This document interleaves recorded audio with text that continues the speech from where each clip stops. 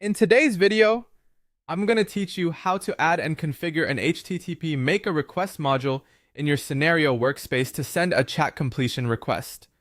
We'll walk through the setup in a simple, practical way so you can get this connection working smoothly.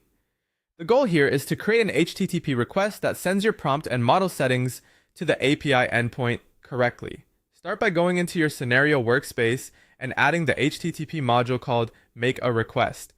This module is what allows your scenario to communicate directly with an external API.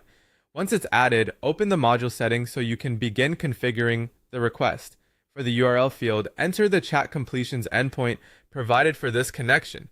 This is the destination where your request will be sent, so it's important to make sure the address is entered exactly as required. A small typo in the URL can cause the request to fail, so take a moment to double check it before moving on. Next, add an authorization header. In the header name field, enter authorization. In the value field, use the bearer format followed by your API key. For security, never expose your real API key in shared recordings, documentation, or public templates. If you're demonstrating this setup, use a placeholder instead of the actual key. This header tells the API that your request is authenticated and allowed to access the service. After that, move to the request body and configure the JSON payload with your model and prompt parameters. This is the part of the request where you define what you want the model to do.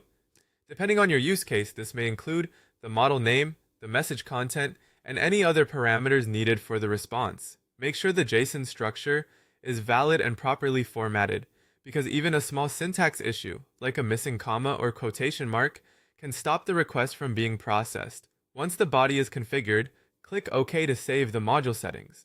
At that point, your HTTP request setup is in place and ready to be used inside the scenario. As a final tip, if the module doesn't work on the first try, review the URL, header formatting, and JSON body carefully.